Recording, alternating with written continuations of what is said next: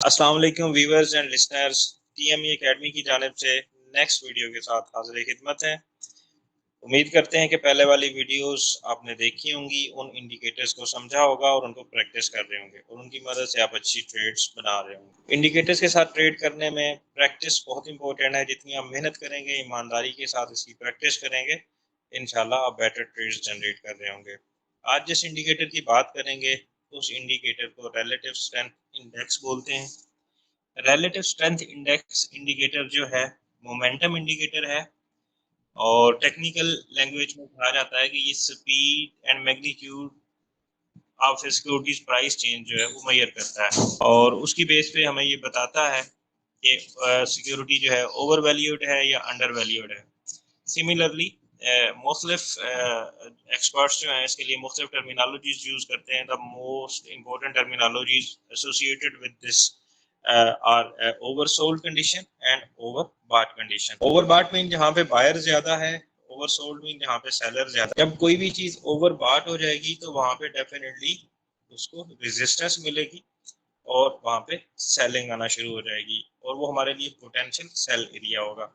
कोई भी सिक्योरिटी या स्क्रिप्ट जब ओवर सोल्ड हो जाता है तो वहाँ पे उसको सपोर्ट मिलना शुरू हो जाती है और उसके अंदर बाइंग आना शुरू होती है और वो हमारे लिए पोटेंशियल बाय एरिया होता है।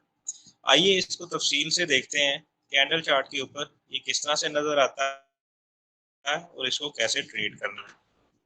आप इंडिकेटर्स वाले टैब में चले जाएं, वहाँ पे आप RSI लिखेंगे तो आपके सामने रिलेटिव स्ट्रेंथ इंडेक्स इंडिकेटर जो है वो आ जाएगा। आपने इसको चूज करना है और ये आपकी स्क्रीन पे डिस्प्ले हो जाएगा। ये एक डे की सेटिंग पे ये चार्ट लगा हुआ है और इसके साथ जो स्क्रिप्ट लगा हुआ है वो यूनिटी है। आप देखें तो ये इंडिकेटर जो है एक लाइन पर मुश्तमिल है और इस लाइन की रेंज जो है वो 30 to 70 है। यानी इसके पीछे एक शेडेड एरिया है, उस शेडेड एरिया का बॉटम की रीडिंग जो है वो 30 है और शेडेड एरिया की टॉप की रीडिंग जो है वो 70 है।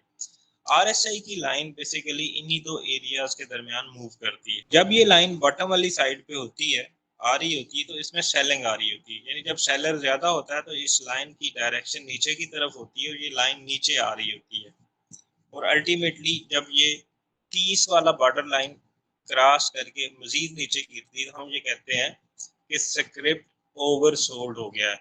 जैसे कि यूनिटी के केस में आप देख सकते हैं जिस एरिया पे इस वक्त कर्सर है, यहाँ पे हम ये कह सकते हैं कि यूनिटी का स्क्रिप्ट ओवरसोल्ड हो गया। हम ये कहते हैं कि जब स्क्रिप्ट ओवरसोल्ड हो जाता है टेक्निकल जबान में वहाँ पे उसको सपोर्ट मिलना शुरू हो जाती है।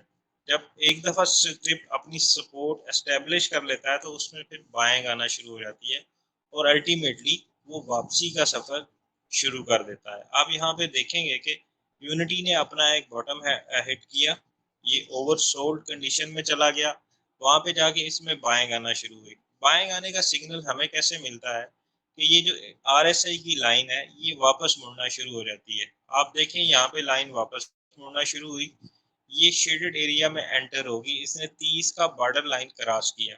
जब भी ये लाइन 30 का बॉर्डर लाइन क्रॉस करके अंदर शेडेड एरिया में एंटर होगी तो उसका मतलब ये होगा कि यहाँ पे बाइंग स्टार्ट होगी और ये हमारे लिए पोटेंशियल बाइंग कॉल होती है। यहाँ पे हमारी बाइंग ट्रिगर होती है और यहाँ पे हम अपनी एंट्री ले सकते हैं। उसके बाद हम इसके अंदर ट्रेल करते हैं।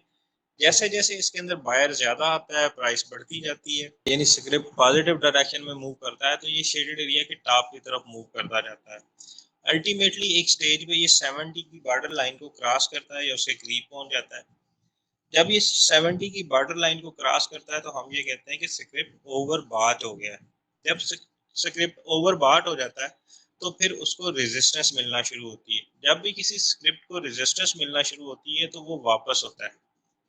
यानी ये ओवरबॉट था, इसको रेजिस्टेंस मिलना शुरू हुई तो इसके अंदर सेलिंग आना शुरू हो गई, बायर कम होना शुरू हो गया, लोगों ने प्रॉफिट टेकिंग करना शुरू कर दी और स्क्रिप्ट जो है वो वापसी के सफ़र पे चल पड़ा। अब हमारे लिए पोटेंशियल सेल कॉल जनरेट होती है जब ये शेडेड एरिया में दोबारा एंटर होता है। जब ये शेडेड एरिया में दोबारा एंटर होगा, एंटर होने वाला होगा, हो रहा होगा या जस्ट एंटर हुआ होगा तो वहाँ पे हम अपनी प्रॉफिट टेकिंग कर लेंगे। उसके बाद हम वेट करते हैं कि ये दोबारा कब ओवर सोल्ड पोजीशन में जाता है और फिर हम इसको कब बाय कर सकते हैं।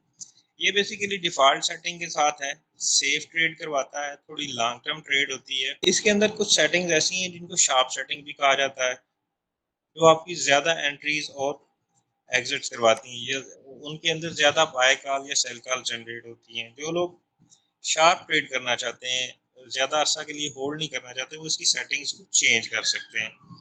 इस सेटिंग्स को हम कैसे चेंज करते हैं? इंडिकेटर के साथ एक सेटिंग का टैब आ रहा होता है, उस पे जाएँगे, उस टैब को हम क्लिक करेंगे, इसके अंदर इनपुट्स की सेटिंग्स जो हैं इनको 5 कर देंगे। जब हम इन सेटिंग्स को 5 कर देते हैं, तो उसके बाद इस इंडिकेटर की शेप जो बनती है वो हमारे सामने इस तरह से आ रही होती है। इस शेप के अंदर देखें तो ये कई दफ़ा टॉप हिट करेगा और कई दफ़ा बॉटम हिट करेगा।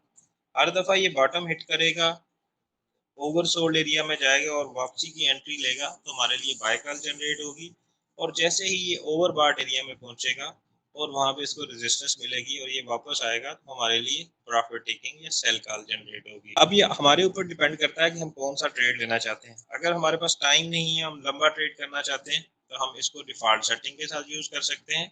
और अगर हम शार्प ट्रेड लेना चाह रहे हैं, इंट्राडे करना चाह रहे हैं, तो हम इसको शार्प सेटिंग के साथ यूज कर सकते हैं। जब हम इसको पे इंट्राडे करना चाह रहे होंगे तो फिर हम ये करेंगे कि इसका 1 डे की बजाय इसको 15 मिनट या 30 मिनट के ऊपर काम करेंगे। और जब हम स्विंग या लॉन्ग टर्म ट्रेड करना चाह रहे होंगे तो फिर हम इसको एक डे के चार्ट के ऊपर यूज करेंगे। ये टाइमिंग्स जो हैं, ये जो टाइम पीरियड है, ये आप इसके अलावा भी चेंज कर सकते हैं। मुख्तलिफ टाइम फ्रेम पे इसको ऑब्जर्व कर सकते हैं, प्रैक्टिस कर सकते हैं और ट्रेड्स बना सकते हैं। आरएसए के बारे में ये भी कहा जाता है कि इसको अकेले यूज करने की बजाय बेहतर ये होता है कि इसको कुछ और इंडिकेटर्स के साथ मिला के यूज किया जाए। अगर आप सिर्फ आरएसआई के साथ करेंगे तो सम टाइम मिसरीड भी हो जाता है। अमूमन ये भी होता है कि सिगरेट ओवरबॉट कंडीशन में भी पॉजिटिव या बुलिश मूव अपनी कंटिन्यू रखता है और हम एग्जिट ले जाते हैं और उसके बाद वो प्रॉफिट हमारे लिए, हम ज़्यादा प्रॉफिट कमा सकने की पोजीशन में होते हैं लेकिन उतना नहीं कमा सकते। तो उसके लिए बेहतर है कि इसके साथ कुछ और इंडिकेटर्स भी जो हैं वो यूज़ कर लिए जाएँ। चलें जी, ये था हमारा आज का इंडिकेटर रिलेटिव स्ट्रेंथ इंडेक्स। मैं उम्मीद करता हूँ कि आप इसको बाकी इंडिकेटर्स की तरह प्रैक्टिस करेंगे, आपकी अंडरस्टैंडिंग डेवलप होगी और उसके बाद आप इसकी मदद से प्रॉफिटेबल ट्रेड जनरेट करने के काबिल हो जाएँगे। अपना ख़्याल रखिएगा, अगली वीडियो के साथ हाज़िर होंगे। खुदा हाफ़िज़।